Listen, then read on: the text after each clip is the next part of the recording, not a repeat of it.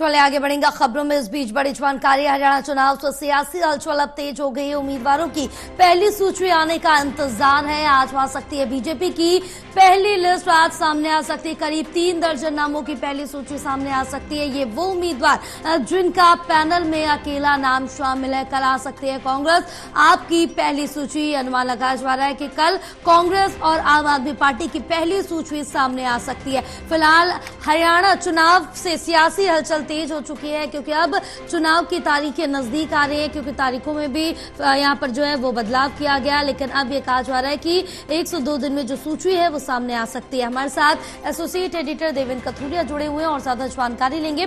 देवेंद्र, क्या कुछ जानकारी मिल पा रही, क्योंकि अब तारीखों में भी बदलाव हुआ है, लेकिन अब ये कहा जा रहा है कि कांग्रेस और आम आदमी पार्टी की सूची 1 से 2 दिन में सामने आ सकती है।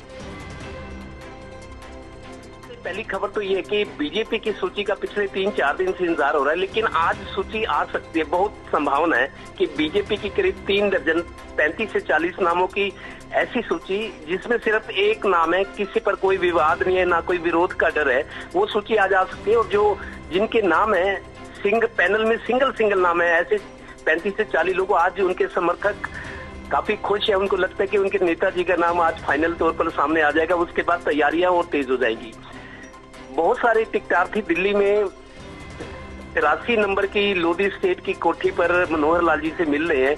मनोहर लाल जी से कल करनाल के लोग भी गए थे, लेकिन एक पहली बात ये है दर्शकों के लिए, मनोहर लाल ने अब ये साफ कह दिया है कि मुख्यमंत्री नायब सैनिक करनाल से चुनाव नहीं लड़ेंगे। ये बहुत इंपॉर्टेंट घोषणा है मनोहर लाल की तरफ से।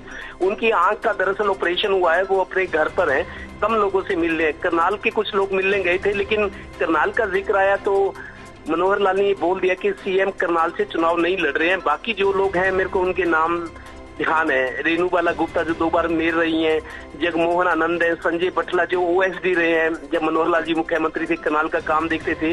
इसके अलावा मुकेश अरोड़ा है और एक आध नाम और है। तो मनोहर लाल ने ये आज खुलकर कह दिया है उन्होंने कि नायब सैनिक करनाल से तो चुनाव नहीं लड़ेंगे, बाकी कहीं से लड़ सकते हैं। और टिकटों को लेकर बहुत जबरदस्त लॉबिंग चल रही है। कांग्रेस की बात करें तो भूपेंद्र हुड्डा से मिलने के लिए लोग अपने 50 समर्थकों को लेकर जा रहे हैं।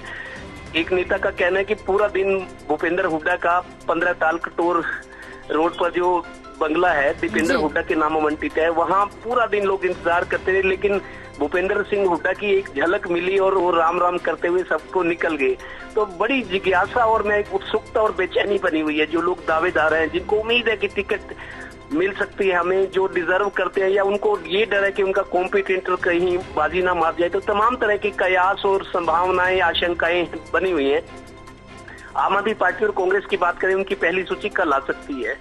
तो कुल मिलाकर अब वो इंतजार की घड़ियां खत्म हो रही हैं। बीजेपी की सूची अगर आज आती है तो करीब 35 से 40 लोग हो जाएंगे। मतलब उसमें ये है कि 70 से 75% लोग कवर हो जाएंगे। 71% अगर 40 उम्मीदवार एक साथ घोषित होते तो आधे से ज्यादा मतलब हो जाएंगे। और उसके बाद अगली सूची 2 सूची और आ सकती है बीजेपी की। कांग्रेस की भी 3 सूची आ सकती है।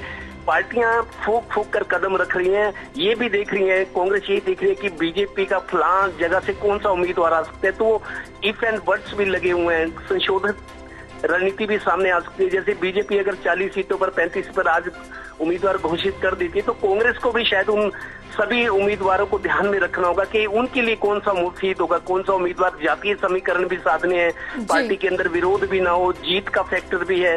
सरकार तभी बनेगी जब विधायक जीत कर आएंगे। तो तमाम तरह के इफ एंड बट्स लगे हुए हैं। लेकिन आज अगर बीजेपी की सूची आती है, जैसा बहुत उम्मीद है, तो आज गहमा गहमी और बढ़ जाएगी। बीजेपी की 2 सूची और आ सकती है। कुल मिलाकर एक टिकट पर, एक उम्मीदवार पर, एक दावे पर। और कांग्रेस के लोग ये भी मान रहे हैं जो वहाँ दिल्ली में मौजूद है, भूपेंद्र हुड्डा की कोठी पर या दीपक बाबरिया की, या हरियाणा भवन में फुल है। हरियाणा भवन में भी एक कमरा खाली नहीं है, 70 कमरे सब भरे हुए हैं। विधायक, पूर्व विधायक रुके हुए हैं।